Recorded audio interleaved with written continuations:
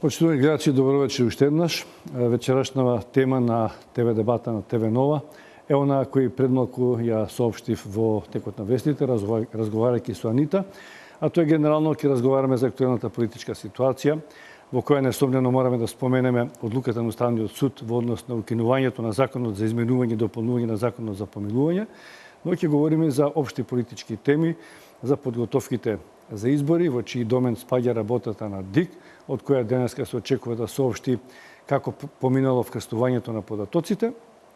И ако најдеме време, со моите гости ќе проговориме за реформата на медиумите. И да кажам кои се мои гости. Добро вечер за Љупчо Георгиевски. Добро вечер. Господин Георгиевски, вие сте прв пат во ТВ Нова на дебата. Да, благодарам за поканата и да ви честитам добра работа, се надевам. Благодарам. Долго се договараме да најдеме термин кога сте слободни да присуствувате тука, но сепак успеавме да се договориме. Да, и мислам дека е во право време. Има доста теми кои треба да ги одговориме. Зоти Османи, Мирмрама, Мирсевини, Јујени партнерот на телевизиони ТВ Нова. Мирсе Јуџеј, фамилијерите. Благодарам за. Добро вечер и за вас. И вие сте прв пат тука. И мислам дека прв пат сте заедно со Љупчо Георгиевски во дебата. Да. Да, прв пат, да. Кога ве канев на оваа средба, потоа се замислив, си викам да не ми забележат дека покани двајца опозиционери, дали е така или каква е позицијата на ДУИ за вас, велат кога сакате сте опозиција, кога сакате сте власт? Во зависност од темата. Така ли? Да, ние сме, секогаш кажувам дека во владата ние немаме стратешки партнер или идеолошки партнер со кој ја сочинуваме владата, ние сме представник на албанците во владата, независно кој е представникот на македонците. Така да имаме многу големи разлики со нашите коалициони партнери кои сме биле со СДСМ и сега со ВМРО ДПМН, бидејќи ние ја споведуваме нашата програма која што сме ја добиле како мандат од гласачите на изборите. Георгиевски, вашите позиции сте стално дискутабилни, дали сте со власт или против власта? Значи, ако се погледне чисто технички, ние сме дефинитивно опозиција. Тоа сме опозиција веќе од 2002 година, јас сум опозиција. Ако се погледне по прашање на ставовите, понекогаш ни замеруваат еднаш што имаме поблиски ставови на опозицијата во поголем дел случаеви. Понекогаш ни замеруваат што некои наши ставови се поблиску до власта. И тоа јас би рекол дека ВМРО Народна партија е оригинална партија со собствена идеологија и никој нема право да ни се меша и да ни натура зошто некојаш можеби со идеологијата гравитираме вамо или тамо поблиску. Меѓутоа има и многу прашања кои ние сами си ги одржуваме во македонскиот политички простор и затоа ние сметаме дека можеби последната идеолошка партија во македонскиот блок е ВМРО Народна партија, затоа што сметам дека идеологијата кај СДСМ и кај ДПМН едноставно доста избледнати и веќе тешко може човек да дефинира што е тоа што идеолошки ги разликуваат партиите. Уште едно мало подпрашање на ова што господин Османи го кажа за позицијата на ДУИ во власта, без разлика дали се со СДС или со ВМРО ДПМН, се чини дека тоа е генерално став на партиите на албанците во Македонија. Каков е вашиот коментар? Ви исто така своевремено бевте во коалиција со една албанска партија. Тоа, значи, во Македонија такви се политичките и демографски прилики да тие влади како да не се кабинетски, како да не потпаѓаат под раководството на еден премиер. Па гледате, секоја држава и секоја демократија си има своји специфичности кои најверојатно се диктирани од многу услови, негде од историјата, негде од амбиентот, негде од можеби политичките класи, а во Македонија и во многу други држави претпоставувам дека и демографијата. Значи, колку и да се обидуваме да се абстрахираме и да сакаме да глумиме чисто граѓанско друштво, општество, колку и да сакаме нели да се стремиме кон некоја теоретска демократија по учебник, сепак не може да се одбегне демографијата и тоа морам да кажам дека е очигледно некакво наследство дури и од нели комунистичка Македонија. Ако погледнеме малку историски наназад, да не зборуваме дека и без кризата 2001 година исто така партиите се придржуваа кон некое такво правило, независно од мнозинството, обовезно да има една албанска партија, а пак после нели кризата 2001 година и Охридскиот договор, тоа пак стана и на некој начин дури и устав и пишувано правило. Така што ние не можеме да ја абстрахираме демографијата на Македонија, не можеме да абстрахираме тоа што ни се случи со Охридскиот рамковен договор, не можеме да абстрахираме секојдневната криза, така што де факто тоа е тоа. Практично во Македонија тешко може да се одбрани теоријата дека имаме чиста демократија од граѓански тип, туку имаме некои непишани правила и пишени правила кои мораат политичките партии да ги почитуваат. И едноставно мора да има една македонска и една албанска партија во владата. Не само непишани правила. Јас мислам дека рамковниот договор уште во преамбулата, новата преамбула после 2001 ја дефинира Македонија како држава на етнички заедници.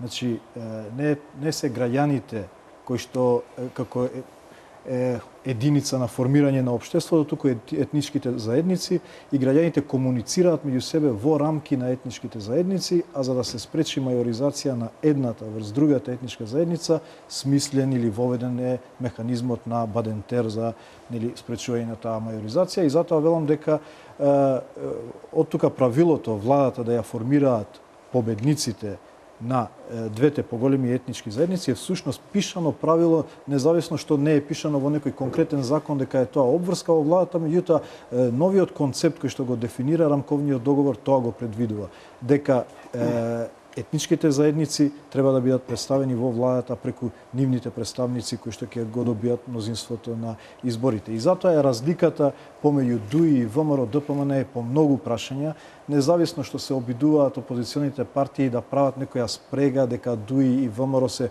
во некоја идеолошка коалиција, дека ДУИ го држи ВМРО на власт, што не е точно, значи тоа се сосема две различни партии со два различни концепти за државата, меѓутоа заради тоа што рамковниот договор предвидува да етничките заедници бидат представени во институциите на системот преку нивните представници, така функционираат владите. Така да и денеска на оваа дебата ќе слушнете многу ставови кои што се различни со ВМРО ДПМН и од на ДУИ, бидејќи таква е матрицата, односно концептот на ДУИ.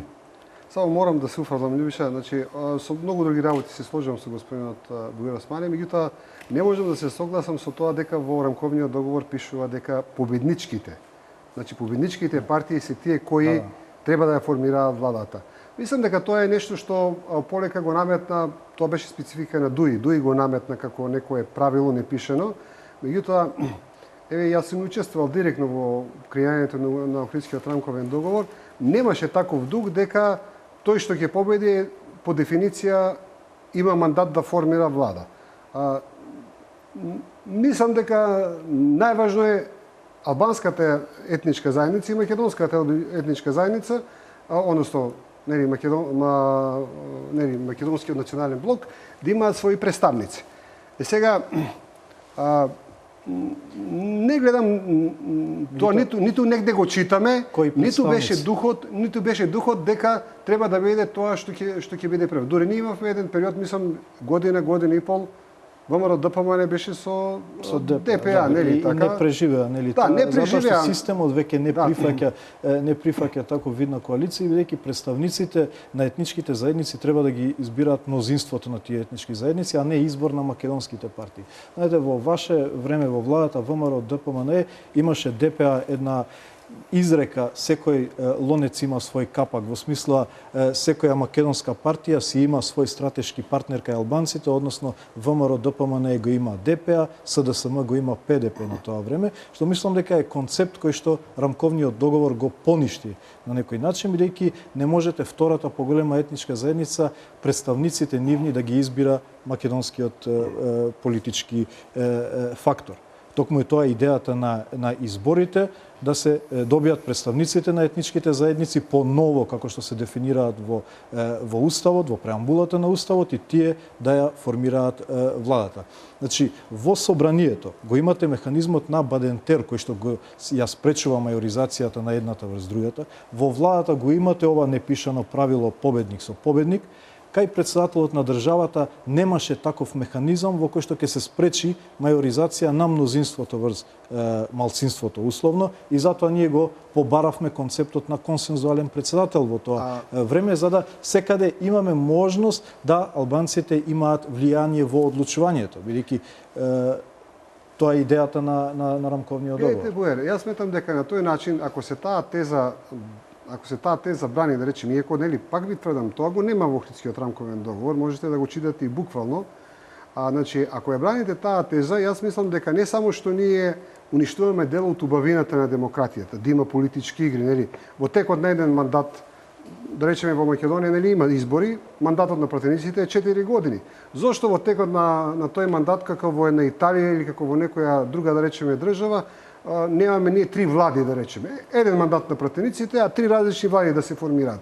Значи, ја губиме убавината на демократијата од една страна, а од друга страна сметам дека и дуи, еве да речеме, сега зборам теоретски, дуи инако може да биде утре некоја друга партија која ќе има најмногу мнозински гласови, исто така, можеби на прв поглед си обезбедува една позиција да биде внесена таа во владата. Меѓутоа, веќе кога ќе тргне играта, самата себе се ограничува и станува заложник на поголемата македонска партија, затоа што нешто слично можеби имаме сега во оваа ситуација. Вие постојано се жалите дека ДПМН ви прави некои нели случувања за кои вие сте немоќни, на граѓаните им изгледа дека тоа е некој сценарио, вие упорно тврдите дека тоа не е сценарио, туку едноставно сте приморани така да реагирате.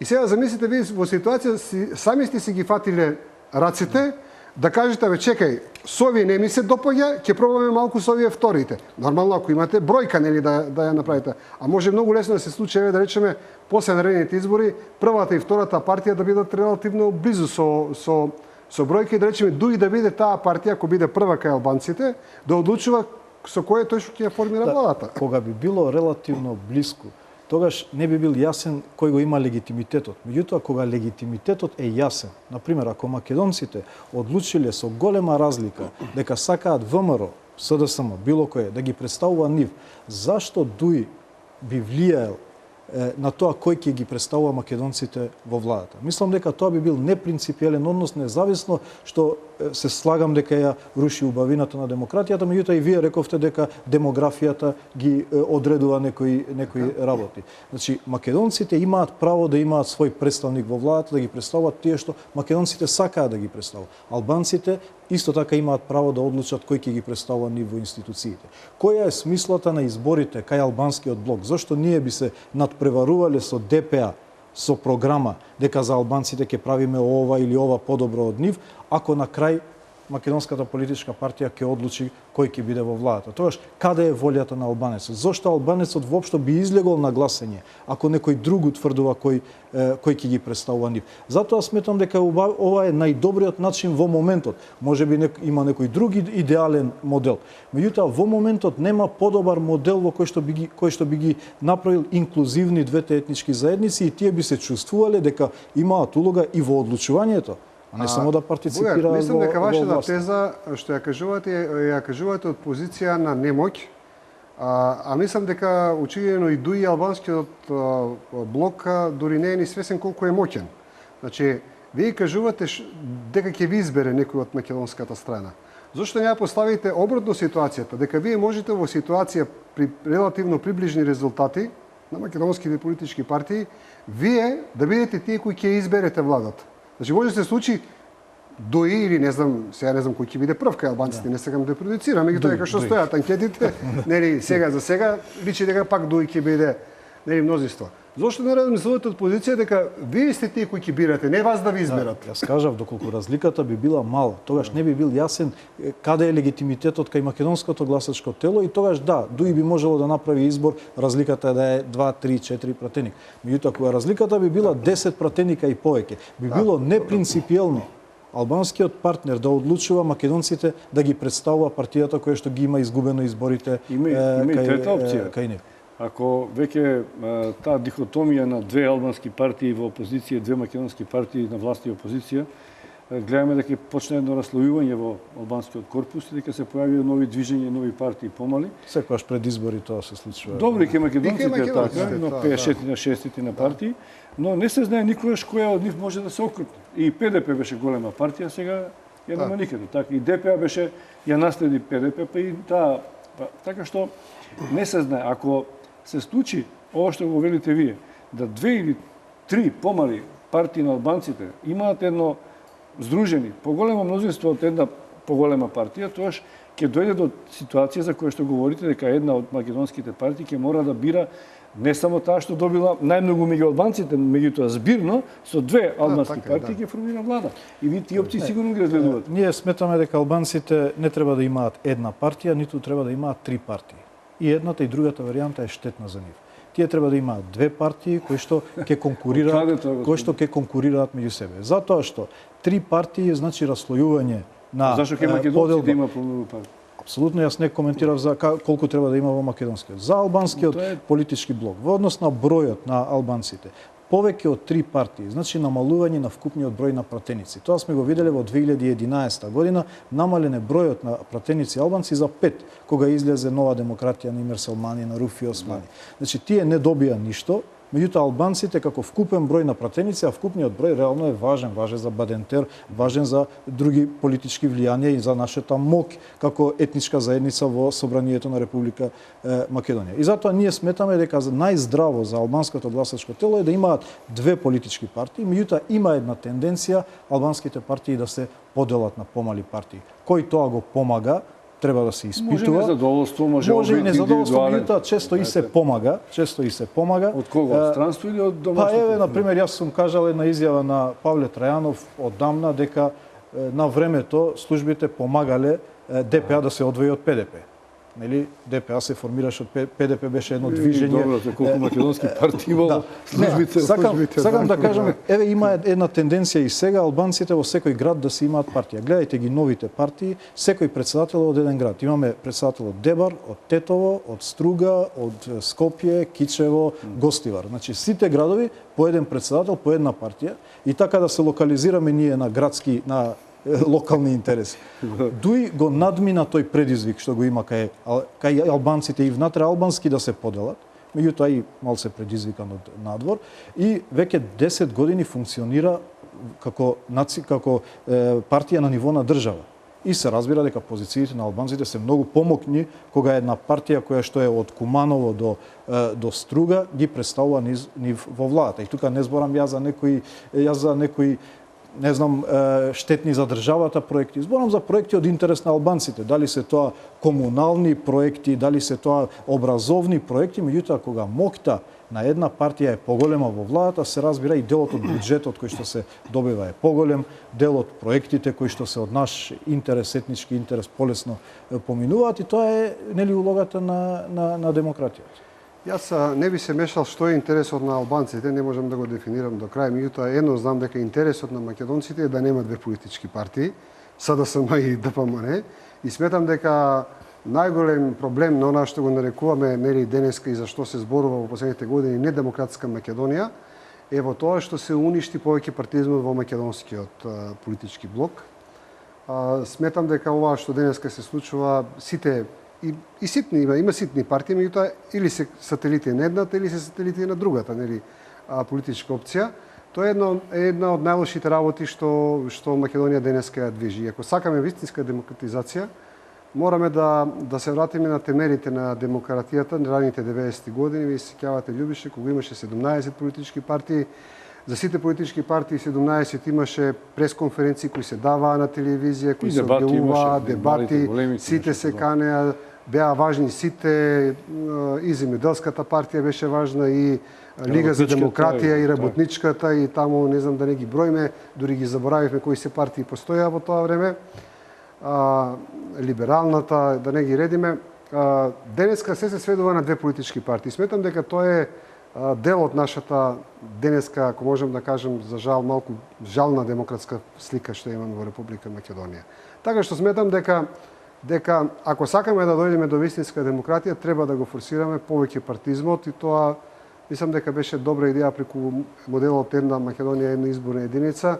Јас сметав дека албанците со таа единица ќе добијат повеќе, меѓутоа испадна некои анализи од нивна страна кои сметаа дека не е така, меѓутоа сметам дека тоа е дел од решението на македонската демократизација. Македонија е една изборна единица без долен праг и сите политички интереси да бидат рефлектирани толку што граѓаните ќе им дадат право. Почнавме доста со различни позиции на општи теми. може би на почетокот звучат теоретски, но тие се дел од нашата пракса, политичко милје, и вие ги практицирате овие тезите кои што говорите. И јас веднаш ги актуализирам, бидејќи не еднашка на некои медиуми се јавуваат, како да кажем, анализи политички, дека улогата на ДУИ е навистина различна во пракса и од она што го говори, и дека во дадени моменти постои можност ДУИ да го направи она за што говори Георгиевски, во моменти кога е незадоволна со одреден развој на настаните во државата, дека може да помине од другата страна и со тоа да формира ново парламентарно мнозинство. Дали овие се оправдани, неоправдани тези, постои ли некојаш во партијата размислување за тоа, план Б, план С, и дали сте имали понуди од Социјалдемократскиот сојуз за вакви коалицирања? Видете, тој модел го пробаше ВМРО-ДПМН во 2006, земајќи го ДПА како коалиционен партнер. Таа влада не издржа 18 месеци. Системот едноставно не го прифаќа. Новиот софтвер на Македонија после 2001 е некомпатибилен со тој модел.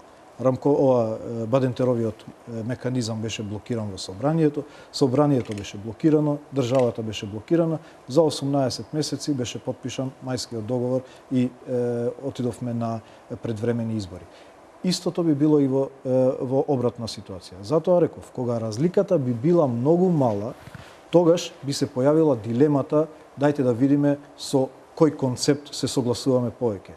Кога јасен е легитимитетот на една партија врз другата, кај една етничка заедница, мислам дека е непринципиелно и некоректно доколку и албанците, било македонците одлучат за другата етничка заедница кој ќе ги представи во владата во услови на вакво функционирање на државата.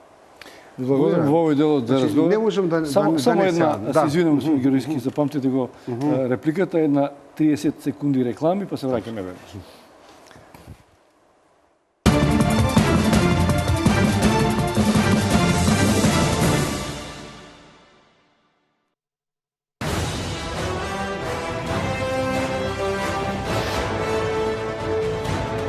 Повеќе од 20 години ние го обновуваме минатото.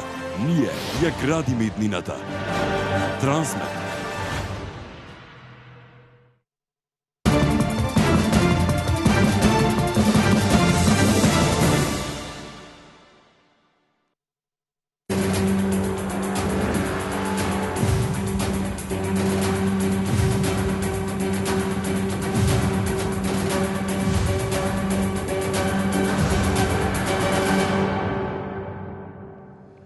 Се враќаме во студиото на ТВ Нова, во натвореното студио. Разговараме за актуелни политички теми, во кои несомнено важни се и овие тези за кои што говориме со моите гости, Бујар Оспан и Љупчо Георгиевски. Почнете да имате реплика на ова што говореше Османи. Значи, повторно сметам дека господинот Османи, значи, што нели ова теза што е позната од ДУИ, таа не е вече промовирана, таа ја слушаме ние веќе повеќе години. Сакам да образложам на друга позиција. Значи, повторно ќе кажам дека во прва ситуација вие ја осигурувате вашата позиција како прва партија да учествувате во владата, меѓутоа со таа позиција понатаму вие станувате заложници на политиката на македонска. Сега да помолим утре можеби на СДСМ, други ден можеби на нека четврта партија, нели? Значи со таква позиција станувате и заложници. Еве сега би сакал само да анализирам последната, да речеме последните месец дена. Значи се случува ситуација која нели многу од граѓаните доживаа како сценарио, нели ова со орелот и со крстот. Така беше. Вие упорно тврдите дека не е сценарио, туку е како се вика спонтана, нели акција, реакција и сето она што се случува. Меѓутоа, значи погледнете што да речеме целата таа да речеме провокација, нели од едната и од другата страна. Значи, гледате како се развива оваа ситуација. Имавме масовни демонстрации од едната страна, имавме масовни демонстрации од другата страна. Имавме некој нели физички инцидент, добро е што престанаа физичките инциденти тука. Имаше после продолжување на структури од ВМРО-ДПМН преку општината Бутел во МВР, штрајкови, демонстрации, да се продолжи сето тоа. Заедно со тоа паралелно, ако следиме дел од медиумите кои се наклонети према ВМРО ДПМН, вие кога ги изанализирате во последниот, да речеме, месец дена, што се изнакажа за албанците некои, да речеме, видни новинарски имиња на ВМРО ДПМН, колку навреди упатија на ваша сметка, навистина можеме да кажеме дека како концентрација на навреди према албанската етничка заедница ретко можеме да изделиме некој период, да речеме, во минатото. И сега вие сте принудени тука да седите затоа што се веќе заробеници на таа идеја дека морате да бидете само со нив. Тие навреди, они ги даваат подлог период. И доколку последниот месец имаше кулминација. И доколку македонските граѓани повторно пак ги бираат, тоа значи дека тоа е став на македонскиот народ. А ние сме принудени тука да живееме. Тоа е ставот на македонскиот народ, за жал, за сега, ако ги бираат тие луѓе кои што ги навредуваат албанците. Затоа велам, изборот на дали ВМРО и СДСМ е проблем на македонските граѓани. Не може ДУИ тоа да го реши тој проблем. Значи, СДСМ целиот овој период се обидуваше ДУИ на некој начин да ја урне владата за да може да дојде СДСМ на власти. Така не може да функционира. Значи, кого ќе бираат македонските граѓани е нивно право. Доколку тие одлучиле да ги бираат луѓето кои што ги навредуваат албанците, тоа е нивни избор. Албанците одлучуваат кого ќе бираат како нивни представници и ние ќе се соочуваме во институциите. Значи, ставот на македонскиот народ, изразен преку нивните представници во владата, и ставот на албанскиот народ ќе се соочува во институциите. Подобро во институциите, отколку тој став да се разлие во улиците према кај граѓаните. Не знам дали се... Не, разберам, јас сам... Значи, не можеме ние да ја модификуваме волјата и ставот на македонците кои што го имаат према албанците, доколку ние им наметнеме некој представник. Тоа треба да еволуира и да свата македонскиот гласач, да свати дека треба да бира представник кој што нема да ги навреди своите сограѓани, исто и албанците да бираат представник кој што нема да ги навреди македонските сограѓани, бидејќи ние сме избрале да живееме заедно во една држава. Значи, не можеме таков инженеринг на ставот на македонците да правиме преку модификација на нивните представници. Обратно е, значи легитимитетот се црпи од ставот на граѓаните,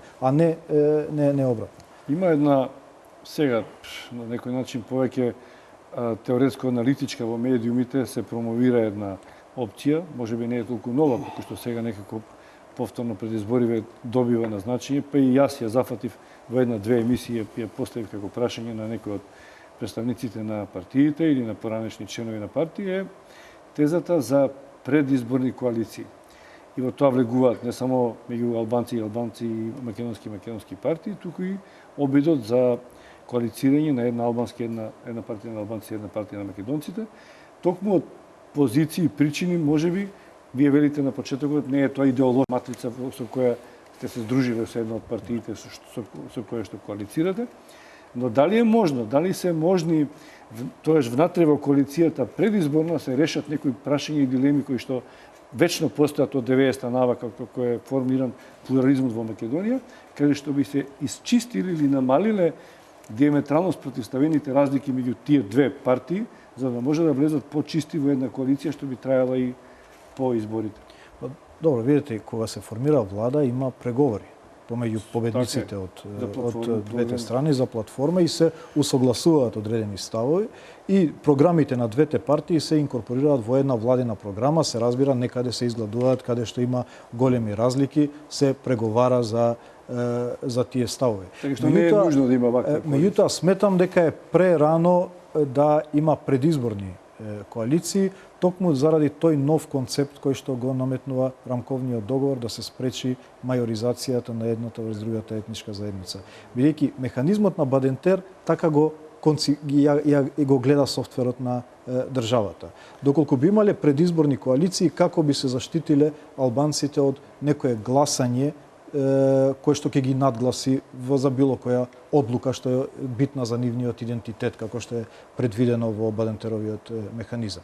Затоа сметам дека во овие услови е овој начин на организирање по етнички заедници во кој што представниците на мнозинството на двете етнички заедници ќе формираат влада е најдобра рефлексија за демографската реалност во државата и за функционалноста на системот. Едно прашање до вас, па ќе му давам збор господин Георгиевски. Ова што говорите од почетокот до сега и не само сега, дека Македонија е земја на етничките заедници, дека вашата партија се грижи само и само за интересите на албанците. Не баш така. Неколку пати го повторивте, бидејќи вие сте партија на албанците, така? Да, реално. Но се чини дека министерот албанец се грижи, се разбира и за македонскиот граѓанин. Сакам да кажам, значи останува на мнозинскиот народ во владата и генерално да се грижи и за македонскиот народ, а и за правата на албанците, како да ги задоволи што повеќе. Па тоа е многу потешко отколку се грижи само за себе, господин Османи. Мислам дека е нефер на такво поставување на позициите на една партија на албанците. Јас сум бил министер за здравство и се разбира дека кога се правени политиките, не се правени за албанскиот пациент и за македонскиот пациент, туку за сите. Зборам за програмата која што ние ја добиваме, односно ја нудиме на граѓаните. Например, на последните избори ние излеговме со 1081 проект, во главном во албанските средини. Универзитет, основни училишта, канализациони мрежи, од сите аспекти. Меѓутоа во главном кај нашето гласачко тело. Тие проекти ние сме должни во владата да ги ставаме како дел од програмата на владата и во текот на функционирањето да правиме притисок тие да се реализираат преку институциите. Од тој аспект, меѓутоа, функционирањето на владата се разбира дека функционерите и министрите ги водат институциите за сите граѓани. Меѓутоа, во делот на реализацијата на програмата, сметам дека тоа е најдобриот начин. Мислам дека можеме да се вратиме на поактуелни политички теми. Реков дека ќе говориме за она што и денеска се случуваше и ќе се случува.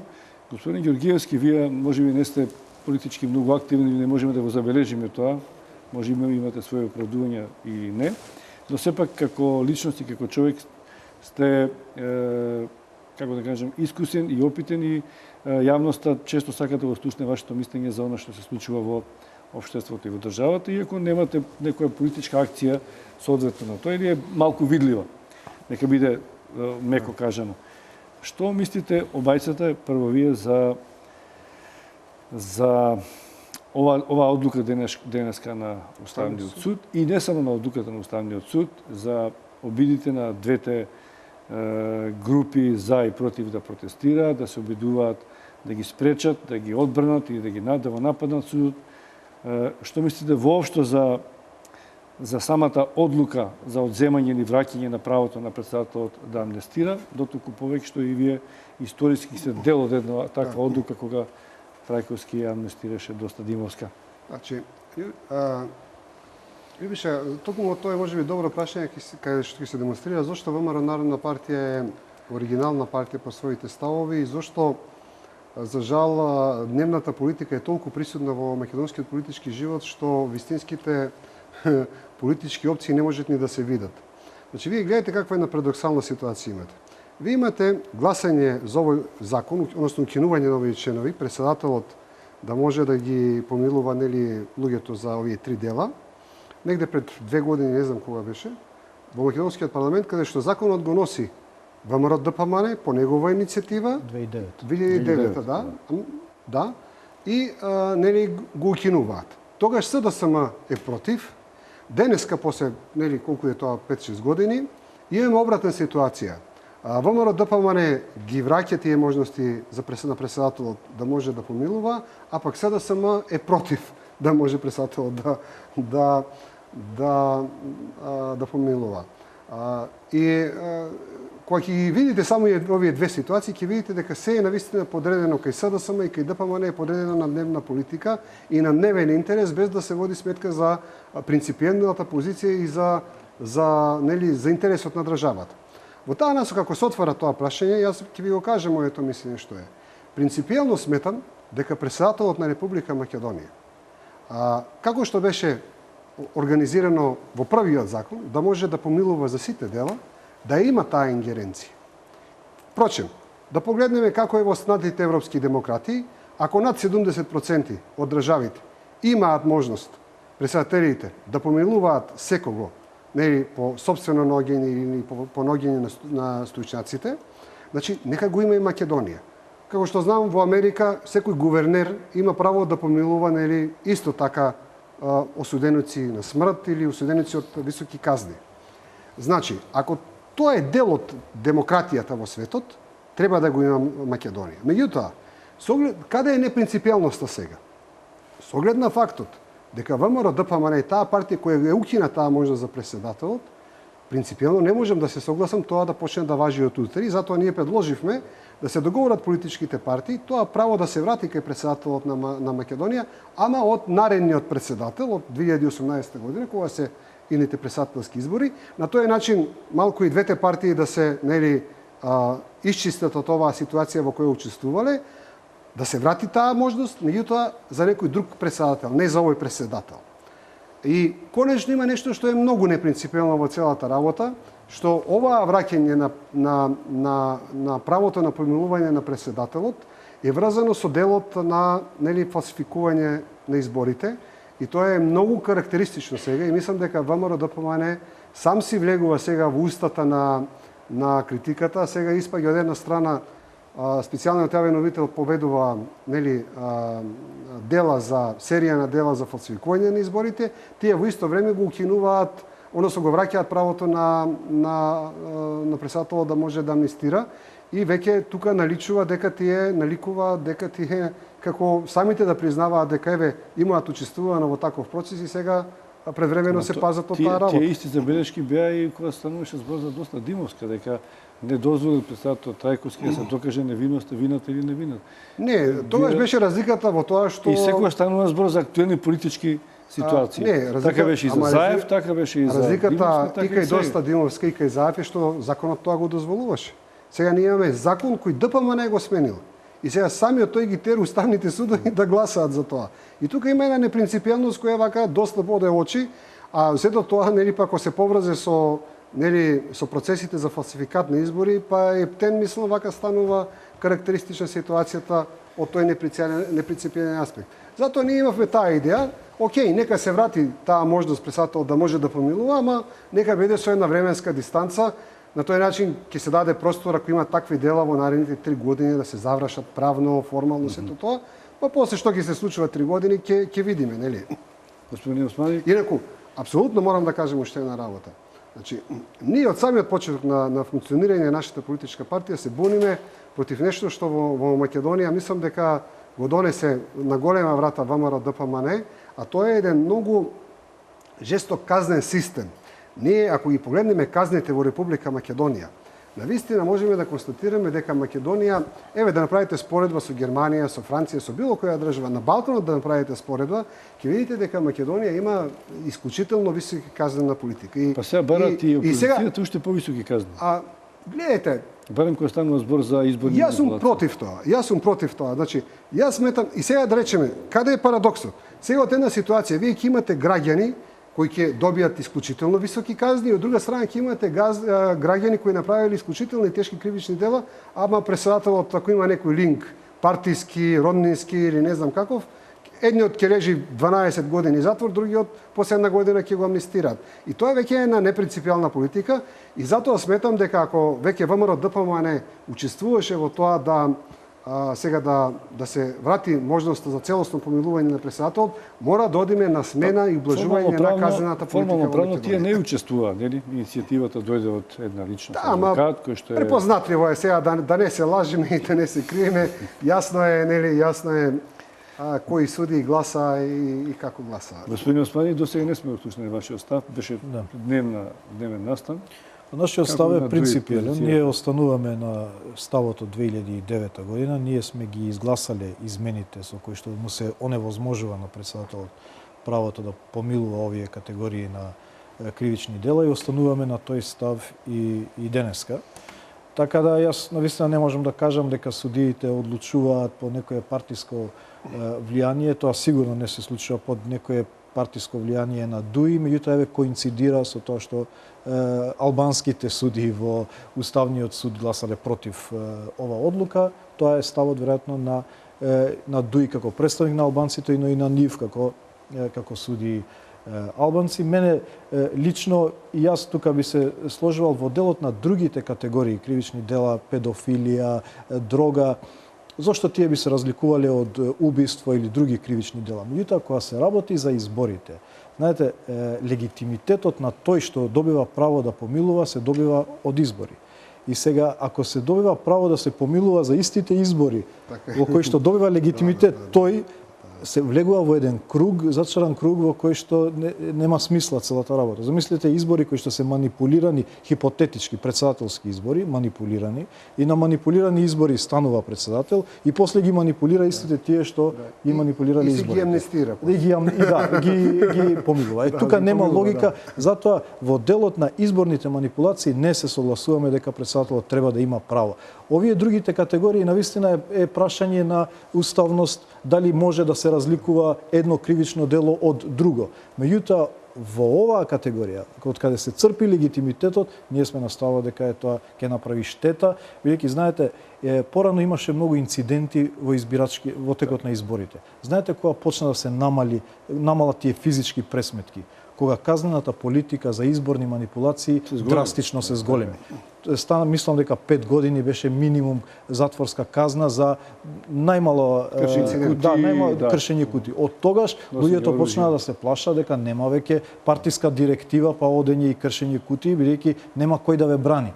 Сега ова па е враќање назад. Затоа ставот на ДУИ е дека ние сме против таквата одлука, односно остануваме на ставот од 2009 дека председателот не треба да има право да... Тоа е политички став, иако од правен аспект објаснувањето на Уставен суд е издржано.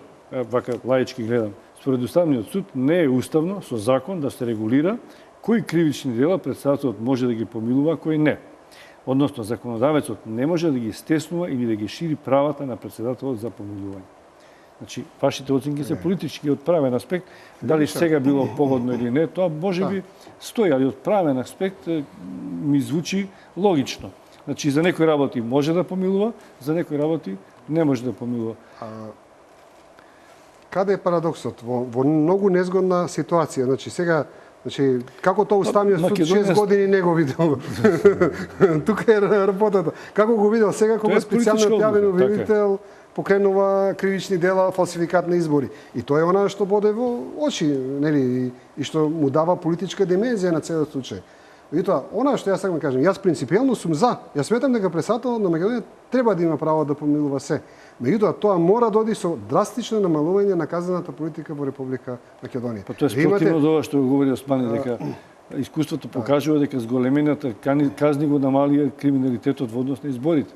Бар така се покажува, можеби затоа што посматрачите биле повеќе и други надворешни влијанија овозможиле да избирачките процеси ама вие бидат сега подемократски. имате ситуација кај што едни знаат дека ќе бидат однапред амнестирани. Нема проблем. Не верувам дека... Но тоа пак ја враќа улогата на министрот за правда, чиј е ваш кадар, во една добра позиција, дека предлогот за помилување доаѓа од кај него. Дали тоа можност повторно за... Сега да не ја карикирам позицијата на ДУИ, но во некој идно време за пазарење за други ситуации.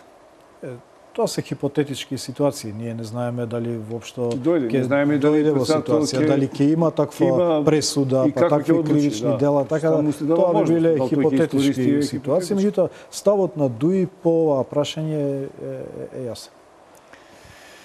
Истата ситуација, се извинам, Љубиша, беше и со притворите. Значи, ние за притворите се зборуваме 10 години уште од времето на СДСМ, затоа што СДСМ ги почнала политика на драстични притвори. Каде е парадоксот? Сега не можете вие во последните 4 години да имате ситуација секој притвор што го побрал јавниот обвинител да биде одобрен од судот и одеднаш имате ситуација кога се луѓе на ВМРО ДПМН не важи тоа правило.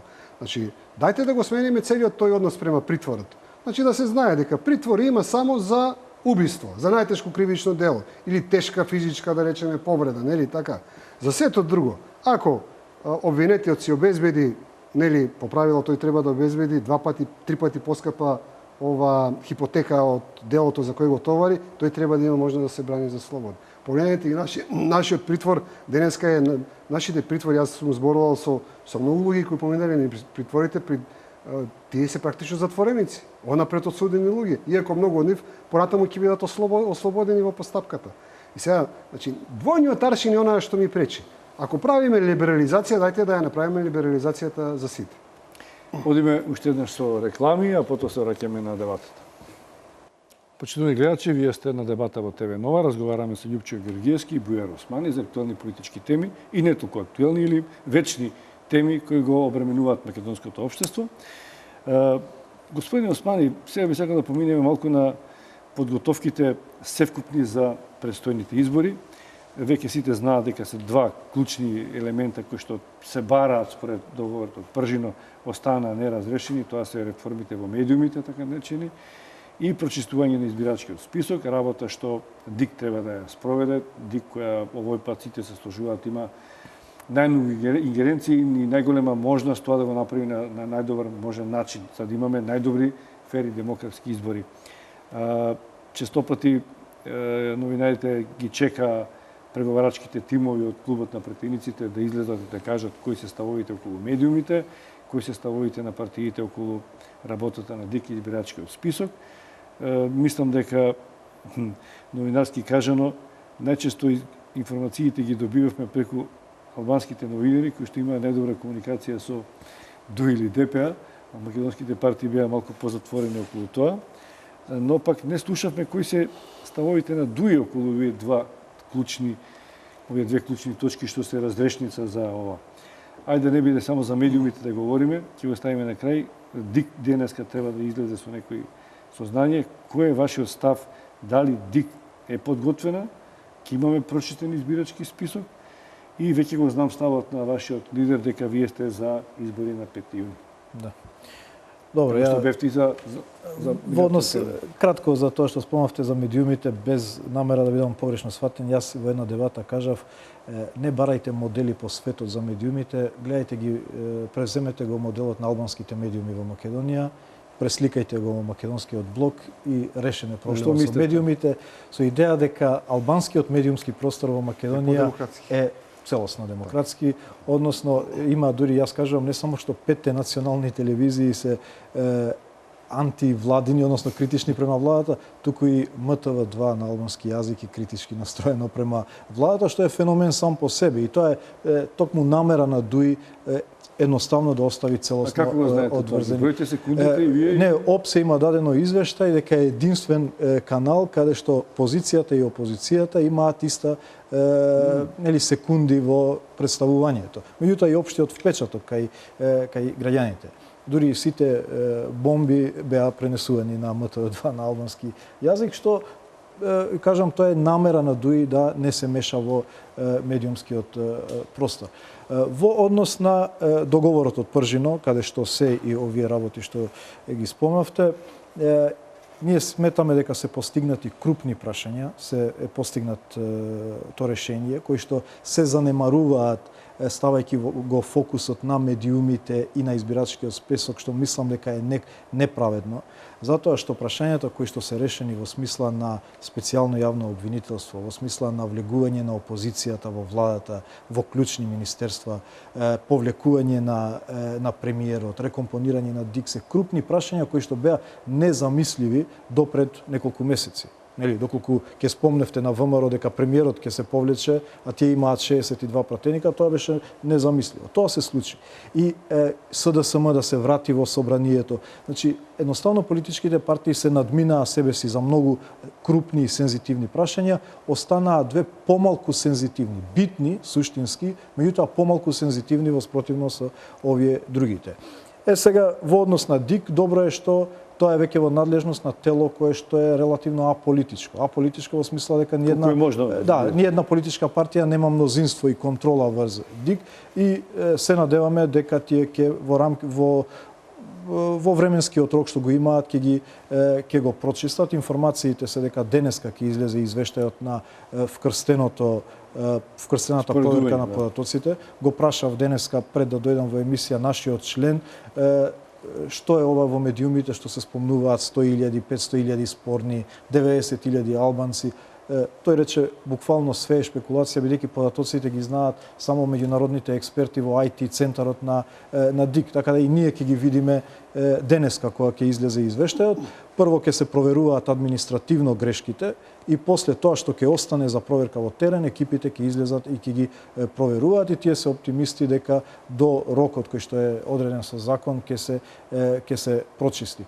Во однос на медиумите има одредена дилема дали се или не се услов, односно дали има некој формат на преговори или нема. Мислам дека е оставено на добрата волја на политичките партии да помогнат во постигнување на некој договор за медиумите.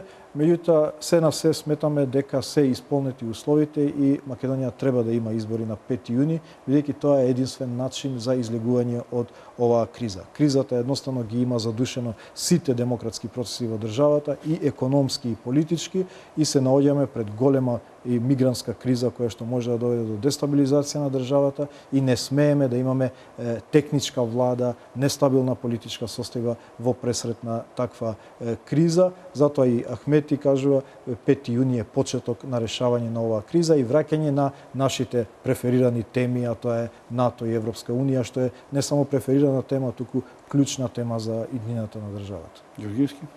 Знаете, веднаш ќе почнам и наша теза е дека дефинитивно сметаме дека треба на 5 јуни да има избори во Република Македонија, затоа што оваа криза премногу долго трае.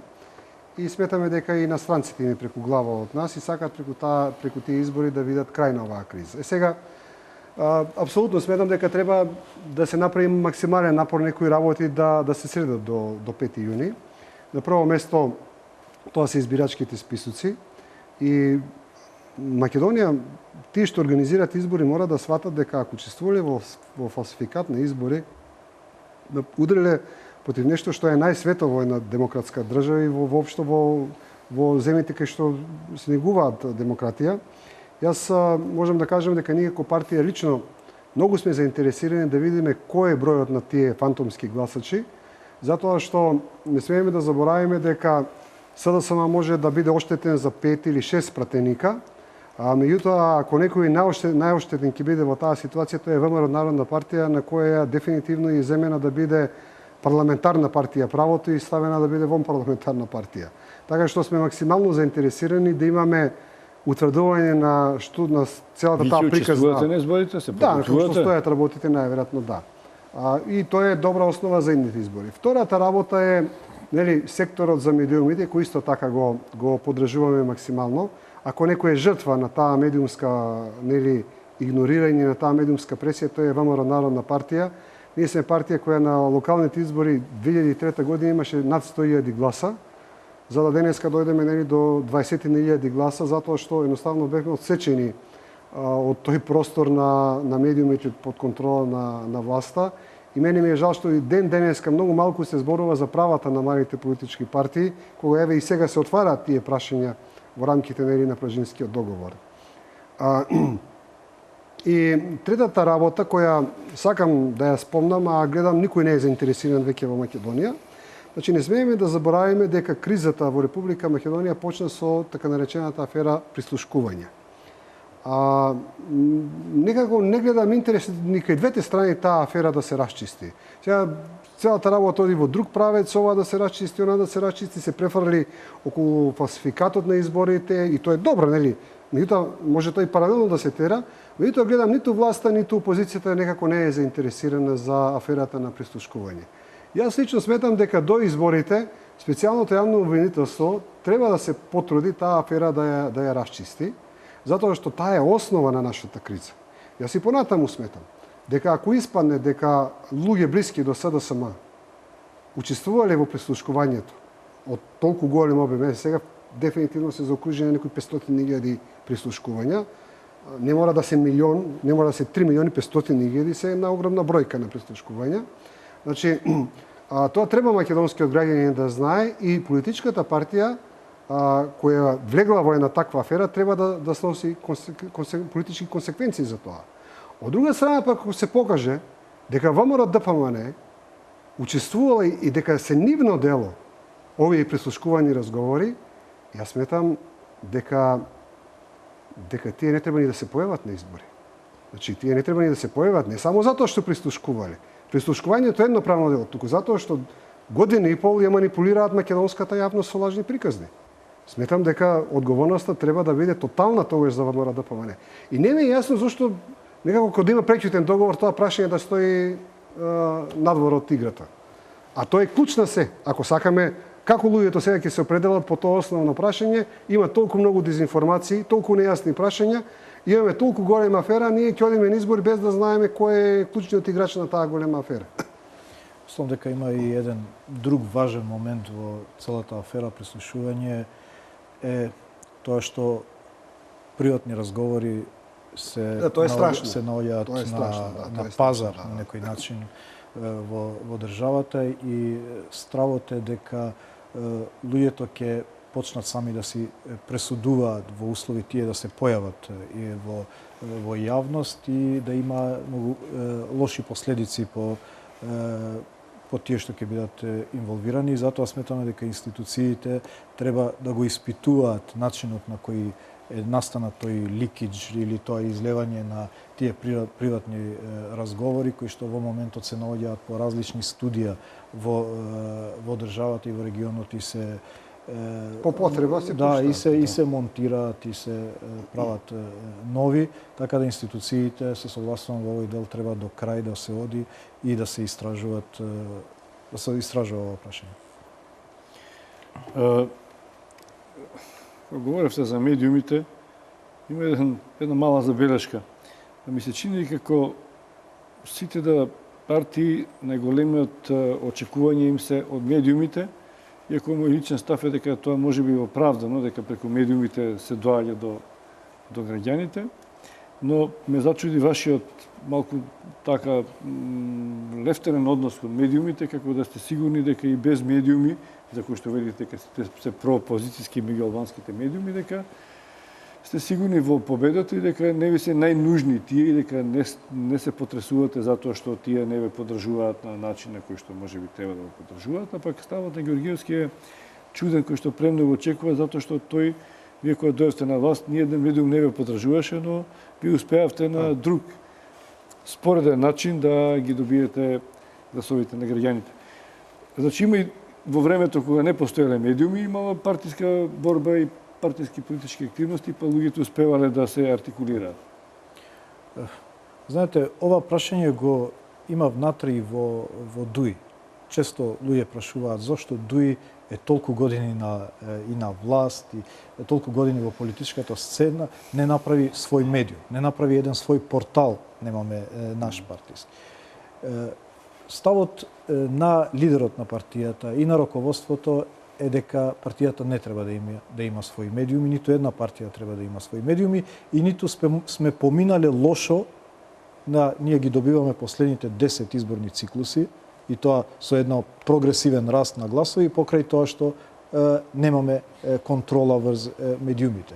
Очигледно е дека нашиот начин на комуникација директно со граѓанинот, меѓутоа и коректниот став што го имаме со медиумите, ние присуствуваме на сите можни дебати, независно дали се пријатни или непријатни, значи не сме одбивале до сега ни една дебата во било кој медиум. Значи верувам дека тој начин на кој што ние комуницираме со граѓанинот директно и со медиумите, граѓаните го прифаќаат подобро отколку да имате медиуми. Имаше една политичка партија во албанскиот блок свој медиум имаат и денеска можеби такви медиуми, меѓутоа не успеале да постигнат некој резултат со тоа што покажале некое влијание поголемо на медиумите. Барем во албанскиот електорат таков е ставот. Во договорот од Пржино, како што рековте вие, треба да се завршат овие изборни активности и дека потоа Македонија, барем според она што меѓународниот фактор се залага за Македонија, што побрзо да ја надмине кризата, за да се зафати за посериозни прашања, посериозни велам кога станува глобални, а тоа се евроатлантските интеграции, од кои што последниве години, иако добиваме позитивни оценки од Европската комисија, изостанува опочнување на диалогот, што е многу важно и за стабилноста и за демократизацијата воопшто внатре во општеството. Вашите ставови, веројатно, според анкетите што се прават, ставовите на албанците се уште повисоки во однос на приоритетот за отворање на процесот за евроинтеграција, што кај македонците таму има мало назадување во расположението кон Европа и европските интеграции. Зошто е тоа се уште приоритет за ДУИ и за албанците, таа мера кај македонците опаѓа? На што се должи? За албанците интеграцијата во НАТО е од животно значење. Значи, во овие геостратешки политички движења е многу битно да бидете во чадорот, во заштитниот чадор што го нуди НАТО. Јас често ја кажувам изјавата на американскиот секретар Кери, кој што вели Македонија и Србија, таа вертикала е линија на огнот меѓу Западот и Истокот. Има се поголемо влијание и тенденција за влијание на Русија и на Истокот во овој регион. Ги гледате движењата во Сирија. Ние сме едноставно во некоја форма на непрогласена трета светска војна и сметаме дека како држава, меѓутоа и како нација, како албанци е многу битно да бидеме дел од безбедносниот чадор што го нуди НАТО, бидејќи секогаш кога како албанци сме биле под некое влијание на Истокот, ние сме трпеле и физички. И затоа тој инстинкт екзистенцијален инстинкт што го имаат албанците да бидеме дел од НАТО е особено изразен, меѓутоа и ориентираноста на албанците кон западниот начин на живот, кон западната економија исто така ја дава стимул на таа тенденција на албанците. Има ли разлики во владата околу тоа прашање? Се разбира дека има разлики. Вие знаете дека алфа и омега на политиките на ДУИ целиот овој период и на сметка на нашиот рейтинг. Знаете, ние цело време кога се сретнуваме со граѓаните ни викаат доста претерувате со тоа НАТО ЕУ, дајте да видиме зашто албанците се во ваква позиција во Македонија. Меѓутоа ние сметаме дека наша улога е да гледаме подалеку од дневната политика и дека е од животно значење НАТО и Европска унија за постоењето на оваа држава и за иднината на албанците во регионот. Затоа нашата ангажираност за прашањето на името, кој што е нетипично и несфатливо дури. Нели, кај албанскиот електорат е несфатливо зошто Ахмети е толку ангажиран за името, зошто ДУИ е толку ангажирано за името. Токму заради тоа, затоа што ги знаеме последиците од невклучување во НАТО во овие геостратешки движења што се случуваат во светот и последиците кои што може да ги имаме и како нација и како држава. Значи, некој пакет ќе оди сега, некои навестување има дека после изборите стално се шпекулира, можеби да, можеби не, но наше е да поговориме дека ќе се решава и прашањето на името. Нашето инсистирање да заврши ова политичка криза за 24 април не беше заради тоа што датата беше битна, заради тоа што ни беше важно да заврши политичката криза и да се вратиме на агендата на името и на НАТО. Се разбира и на стабилноста што ја очекуваат граѓаните и економскиот просперитет на државата, меѓутоа пред се да се вратиме на агендата на интеграциите кој што е особено важно. И сметаме дека сите овие други прашања се од секундарен аспект. Знаете, проблеми со медиумите, проблеми со одредени прашања на демократијата имаат сите држави во светот. Меѓутоа, вакви екзистенцијални прашања за постоење на државата многу малку држави имаат како што има Македонија во однос на прашањето на името и на НАТО. Господин Дујар Османи многу добро го дефинира националниот екзистенцијален интерес на албанскиот народ да биде членка на НАТО и на Европската унија. Мене ми е жал што кај македонскиот национален блок од аспект на новинари, политичари, интелектуалци, па до обичен народ, тоа не го гледам. А ако некој има поголем интерес од албанците, и баш на тој начин дефинирано, кој што го каже господинот Османи, национален екзистенцијален интерес, тоа е македонскиот народ и македонската нација. Јас сметам дека нема позагрозен народ кој треба да плаче и да гребе што поскоро, да ги заврши сите тие игри, да ги стави на страна и да направи се да влезе во НАТО, да влезе во Европската унија. Кризите се толку големи околу нас, војните се толку многобројни, поделбите се толку многу жестоки, сударите трајат и се обновуваат сегде таму кај што има жаришта, и ние вака да си живееме во некоја латаргија, да се раскажуваме приказни на начин кој што се обидуваат некои медиумски личности близко до власта да ни објаснат, дека се врати околу нас, не знам, ваква геостратегија, таква геостратегија, онаква геостратегија. Значи, преполни се нашите медиуми со такви приказни у последно време. Сметам дека е просто несериозно према сопствениот народ. И мене ми е жал на тоа ако да дадеме овие 2 години кои ги изгубивме на нашиот пат на евроатлантска интеграција, ајде само да погледнеме овие 2 години што направија нашите соседи. Соседна Бугарија доби нови 15 милиарди евро од Европската унија и тоа само во еден пакет, после доби уште 2-3 за кои не можеме да ги следиме, нели? Значи економски оди како брз воз и прашање дали некогаш ќе ја пристигнеме. Соседна Србија почнува преговори, Косово доби асоциација, Босна доби асоциација, Црна Гора влезе во НАТО, така, нели, почнува влезе во НАТО, почнува преговори со Европската унија, Албанија преговара, влезена е веќе во НАТО, преговара со Европската унија. Дайте си го поставиме прашањето, каде сме ние? Знаете, нели, кога ќе се собереме на матурска после 35 години, сите се прашуваме кој што постигнал во животот, така? Зошто ние како Македонија, значи, кога се тркаат нели луѓе на 100 метра или на километар, сите гледаме кој каде кое место е. Зошто толку ни е тешко да ја поставиме Македонија во ова позитивна трка, не зборам ја за негативна трка, со Албанија, со Косово, со Бугарија, со Грција, со Србија, со Хрватска. Кај сме ние? Па ние сваќаме ли дека сме на последно место? Сваќаме ли дека кај нас сите процеси застанати? Затоа сметам дека ако треба нешто да се почне после ова е брз влез во евроатлантските интеграции. Без размислување. Тоа сепак нема да зависи само од Македонија, иако големите фактори играчи се вртат тука околу нас, во Грција, доаѓаат американците, високи представници. Затоа и го отворив прашањето дали се подготвува терен за прием или некој начин за подпочнување на тие преговори, но со еден голем услов, а тоа е изнаоѓање решение за името, бидејќи без тоа очигледно е дека нема да се случи тоа. И тука е се јасно.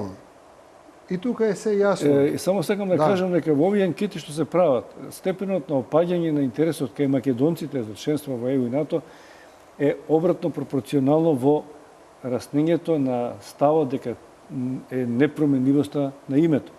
Значи, некако во овој период се издигна... Тоа е дел од пропагандата, тоа е дел од некој што наметнува некаква атмосфера во Македонија, пропаганда и го врзува нели името на државата со идентитетот, што воопшто не е така. Јас сум дал 100 примери, најкласичен пример се нашите соседи албанците.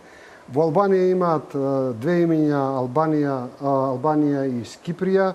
Албанците во Косово се нацијата, Косово е името на државата, во Македонија се албанци, државата е Македонија. Што е тоа што им е загрозен идентитетот? Јас можам да ви кажам, кога гледам сега албански телевизија, се трудам да гледам колку што можам повеќе, на албанските телевизии со ништо не гледам дека е загрозен идентитетот на албанците. Кога гледам македонска телевизија, македонска национална телевизија, гледам дека е загрозен идентитетот на македонската нација. Гледам телевизија на ромски јазик, шутел телевизија, мислам дека ромите имаат повеќе чувство за израз на идентитетот преку телевизија, колку што македонските национални телевизии имаат израз на идентитет. Значи, ние раскажуваме приказни за мали деца во тој поглед. И тука, мислам, нема филозофии. Значи, Македонија треба да определи која додавка ќе ја земе и одиме напред. Тоа е став и на Европската унија, тоа е став на НАТО, нема мрдање од тоа прашање. И нема завери, некои се обидуваат тука, постојано слушам во последно време само ваква завера, таква завера, онаква завера. Значи, нема завери, тоа е отворена завера, ако ти вика држи се вака, зад грбот ти прави нешто друго. Тоа е отворена политика. Значи, јасно ни дефинирале што треба да направиме на тој пат. И наше е сега, дали ќе седиме 25 години на ова место, не сметам дека нешто сме мрднале напред во таа насока, ќе седиме уште 25 години и ќе се селиме меѓу време, постојано ќе се селиме, ќе се силуваме. Реално тоа е емоционално прашање кај македонците и често ние го користиме кога има емоции, нема рационалност и ние се обидуваме како албанци да бидеме што посензитивни на чувствителноста што ја имаат македонците по однос на ова прашање. Личен мој став е дека државата е таа што гарантира идентитет, а не идентитетот држава. И од тука закотвување во безбедносниот чадор на НАТО и гарантирање на државата е таа што во долго рок ќе го гарантира идентитетот на нацијата. идентитетското прашање не е малцинско право. Проблем на идентитетот имаат курдите во Турција или во Сирија и во Ирак. Кој тука се... Значи, проблем на идентитетот може да постават, да речеме, власите во Македонија или еве ромите. Еве, нели, слушам дека се повеќе ги асимилираат, нели? Тоа се идентитетски прашања. Ние отвараме некои прашања кои што ми имаш држава, ти си го обезбедила идентитетот. Кој може да ти го смени на тебе идентитетот? Ако е репресивна државата, па сега сака некој внатре да асимилира, тоа веќе Тоа загрозување на државата го загрозува идентитетот, точно е така. Одиме уште еден блок реклами и привршуваме со дебатата.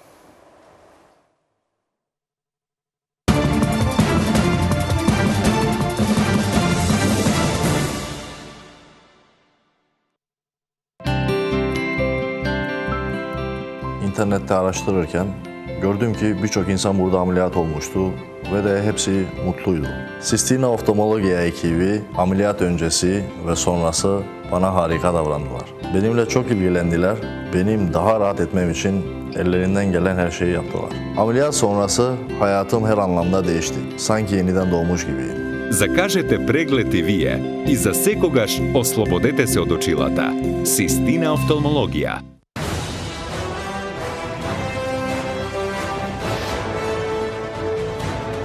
Повеќе од 20 години ние го обновуваме минатото.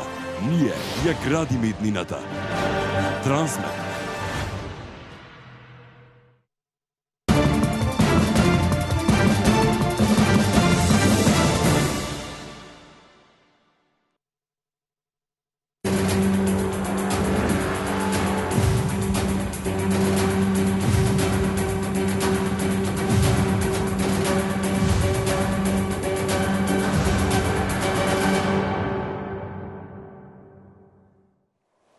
Некаде сме кон крајот на оваа дебата.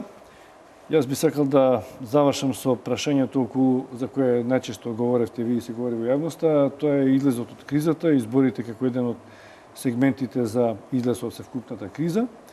Но до изборите велат има два начина. Тоа е едниот е политички избори, а другиот е правен. Дали улогата на специјалното јавно обвинителство и незината работа, како ја цените, бидејќи таа велам јанева и обвинителството беше поддржана од сите политички субјекти, иако таа многу често се жали и има поплаки дека не е баш така како во праксата, како што беше на почетокот и во теоријата, да речем. Да. Ние сме од почеток сме давале поддршка на сите даваа на специјалното и продолжуваме да даваме. Јуто еве како доказ, на пример, ако го гледате, прочитате извештајот 6-месечниот на специјалното јавно обвинителство, тие таму се фалат со соработката што ја имале со Министерството за правда, каде што нели раководители од ДУИ, што го рефлектира ставот на ДУИ према тоа обвинителство. Тоа што очекуваме од нив е работата да се ја вршат професионално, независно ни од притисоци, ни од никакви политички влијанија, едноставно да се водат по словото на законот и таму каде што има индиции за можни кривични дела да покренат, таму каде што нема истото тоа да го кажат, бидејќи во овие бомби обвинети се и виновни и невини луѓе се спомнати во овој контекст и мислам дека улогата на обвинителството е и во докажување на вината, меѓутоа и во докажување на невиноста на тие што се спомнати, бидејќи сепак се работи за политички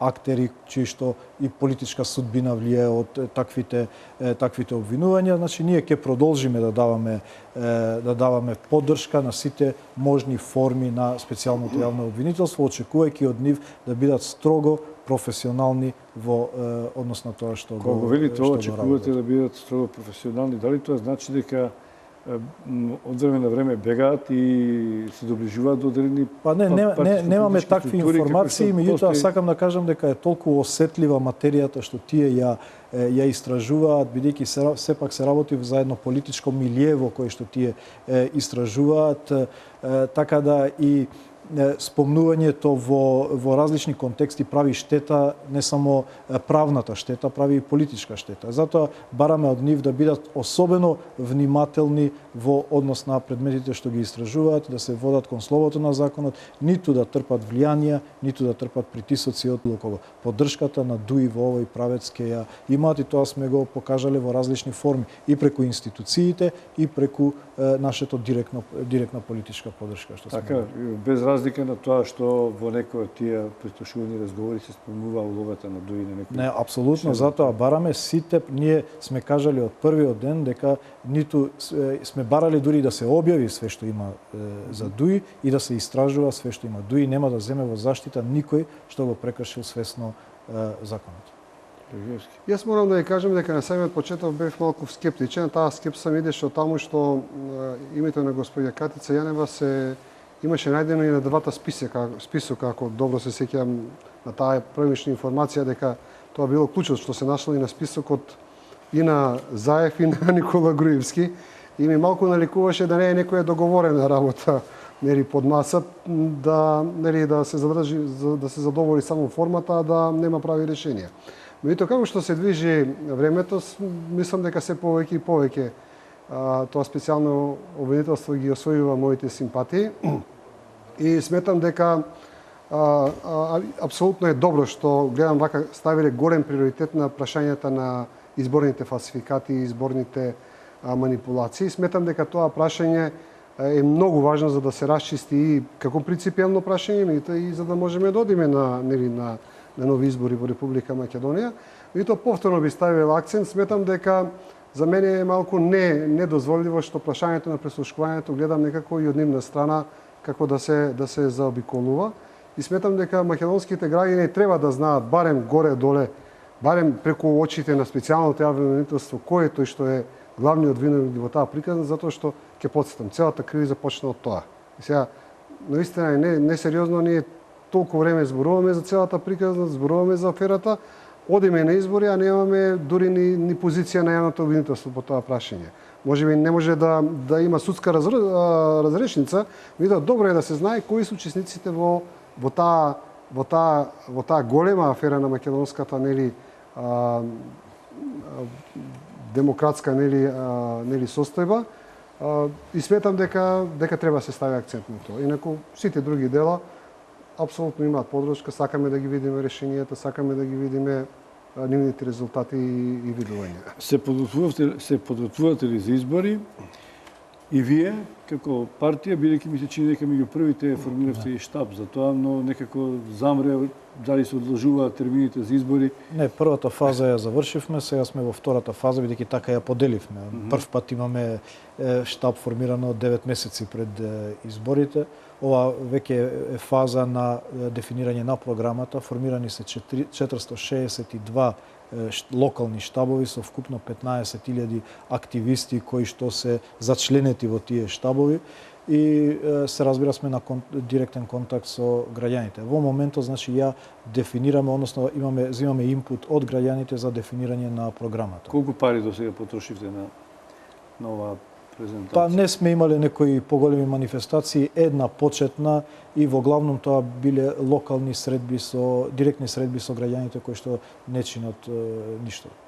Ева Сладжана Тасева излегува со еден податок дека од јануари и февруари СДСМ и ВМРО ДПМН потрошиле по 50.000 евра и дека се уште не е време за рекламирање, дека надвор од законот почнуваат со кампања. Дали вие влеговте у таа шема? Значи, не сме имале реклами воопшто. Ви кажам дека една манифестација сме имале на почетокот, кога сме го промовирале штабот, и сите други активности се активности на терен, на локални средби со граѓаните кои што немаат некои фискални импликации за партијата. Вашите активности на терен? Јас можам да ја кажам како што стојат сега работите. ВМРО Народна партија најверојатно една од ретките партии која до овој момент е подготвена сама да оди на избори. Може да се случи некакво изненадување, не е ова нешто, да речеме... После различни искуства во минатото со... Најцрсто кажано, меѓутоа, како што стојат работите сега така, и мислам дека ако некогаш треба граѓаните и имаат морална обврска и казнат овие две големи македонски партии заради целото ова криза што им ја направија, тоа е сега и сметам дека сега е шансата на малите македонски политички партии.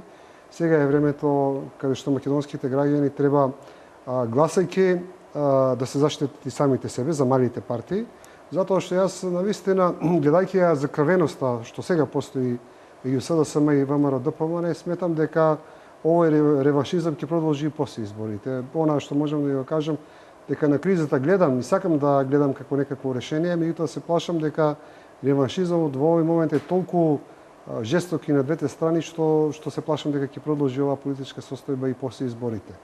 Заштитата на обичниот граѓанин македонец ќе биде само преку оневозможувањето едната и другата партија да добијат голема политичка сила, да се врати демократијата во македонскиот парламент и на тој начин сепак колку толку да можеме по-нормално да продолжиме после оваа тешка ситуација. Тоа што е битно, сметам дека овие ќе бидат најмониторираните избори во историјата на изборите во Република Македонија, со тоа и очекувам да бидат најфер изборите, бидејќи сепак вниманието и на домашната и на меѓународната јавност, условно да кажам, е фокусирано на овие избори, така да очекувам барем резултатите да бидат за прв пат прифатени од сите политички партии и потоа да почне решавањето Но на прашање кризата. исто така многу важно. Реваншизам, дали очекувате реваншизам од било која партија, према кај македонскиот блок што победи? Мислам дека овие избори во македонскиот политички блок ќе дадат побалансиран епилог во однос на резултатите, со тоа ќе се намали можноста за некоја форма на поизразит реваншизам кога моќта ќе биде побалансирано поделена. И благодарам што бевте гости во дебатата на ТВ Нова. Очекувам дека нема да биде дека овој е прв пат, но нема да биде последен пат. Вам, почитувани гледачи, благодарам за вниманието и останете со програмата на ТВ Нова.